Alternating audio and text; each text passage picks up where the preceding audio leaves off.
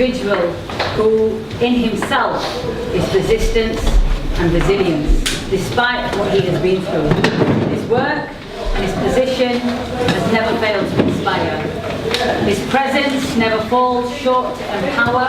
He is the outreach director for CAGE, who in all the time I have personally been involved with as a volunteer, I can confirm have been at the forefront of challenging injustices and supporting and standing up to and for individuals affected by the war on terror. I'm pleased to have amongst us today Muazzam Beg. Over to you.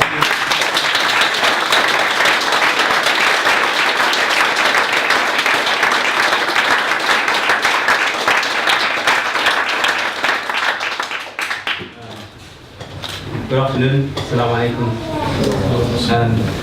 It's wonderful to be here in Sheffield, which I always think now is second home. I come here so often. I don't normally prepare notes for a talk. I'm just looking through something that I've done a couple of months ago on an entirely different topic. But my notes have been based, my internal notes have been based on everything I've heard so far. Struggle to pass, the issues of the refugees trying to make it across to Europe and then to be targeted once they're here and made it to a safe haven. The history of our fathers and grandfathers coming to this country to try to make a home for themselves, and the struggles that they had to face here in terms of being called Paki, being called the N-word, being called all sorts of things, and simply just trying to make ends meet. And despite that, from that many years ago, when the first wave of immigrants came here after the Second World War, till now, racism has gone up and down and fluctuated. Now it's at its highest rate that it's ever been before, with a new specific targeting of the Muslim community. Now, I haven't seen this before. I also grew up in the streets of Birmingham. We fought physically with our fists, the National Front, the British movement. Somebody who's got hospitalized as a result of it. We used to see them running towards us with the Sikh Heil Bhakti salute. That was happening in the 70s. Happening as I was growing up. Happening as I was trying to look and search to find out what is my identity. On the one hand, I'm supposed to be British, and today I'm told that if I don't hold to the British values, then I'm an extremist. And yet, on the other side, the rise of the far right says that no matter what you do, you'll never be part of this society. Now, I saw the other day a video of an organization, and its leader, particularly well-known, Paul Golding, first. And he's complaining, telling everybody, do you know what? Halal food has taken over the UK. I can't get a chicken tikka masala, mate.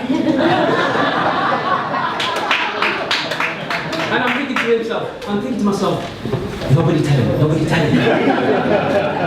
Chicken tikka masala, let me tell you the history of this thing. You go to Pakistan already, ask for a chicken tikka masala, nobody's ever heard of it. It's an exclusively British dish designed by the Indians and the Pakistanis for the English palate. But who did it? The Muslims. It's a Muslim dish, originally. It is by default halal, you idiot.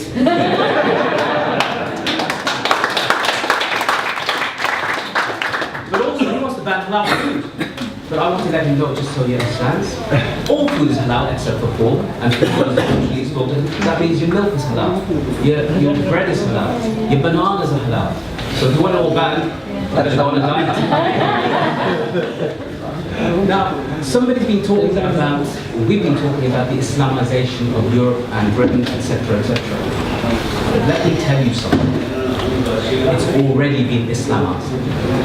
Britain, America, the West, and the East has been Islamized. It's been Europeanized, it's been Americanized, it's been Africanized. The world interacts with one another. We are races. That's what we do. We learn from one another. We contribute to one another's civilizations. That's what we've been doing for thousands of years. So Britain first, I've said this before in one of the talks. Britain, where does the word Britain even come from? Brittany in France. Yeah. Where does the word England come from? Angland, a town in Germany.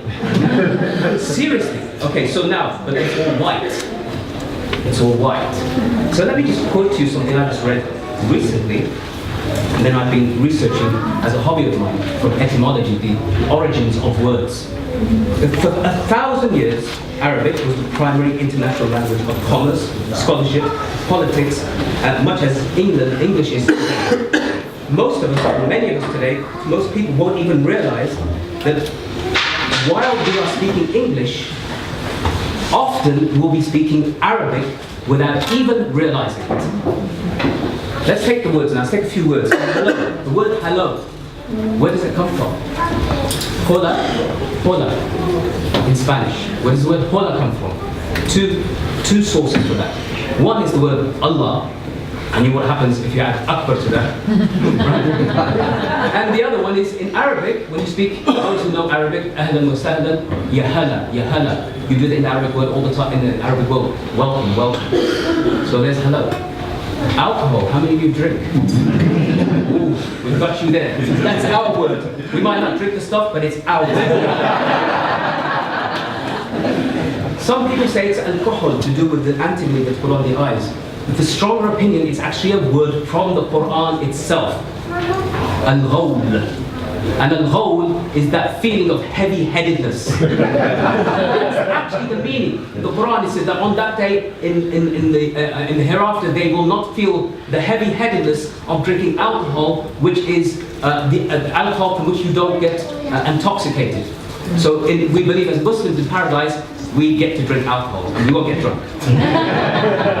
But that's where it's from. It's not a joke. Chemistry, alchemia, and the distillation process from Jabir ibn Hayyan and all these great Islamic scholars from the period of the golden age of Islam.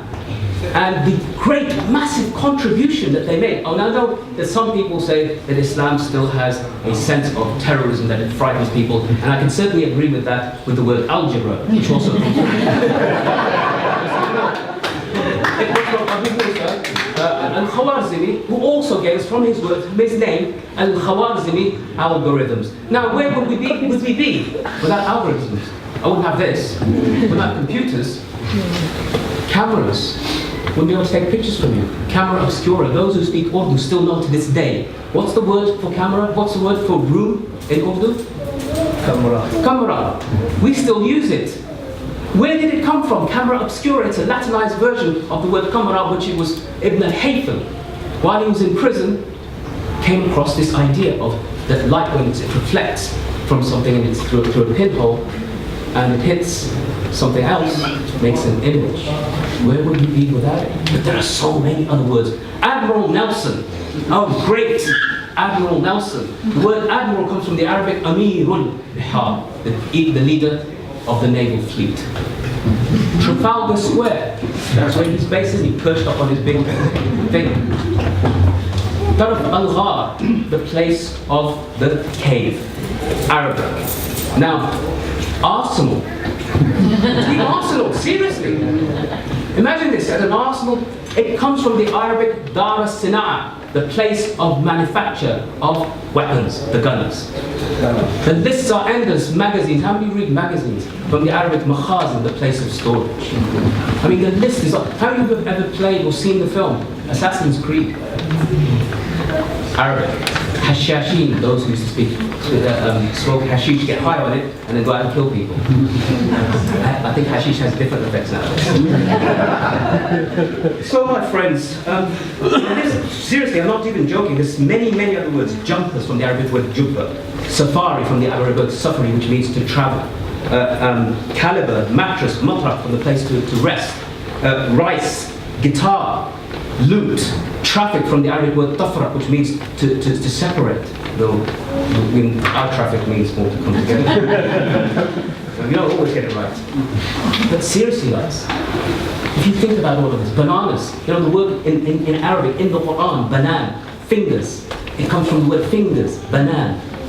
We still use it.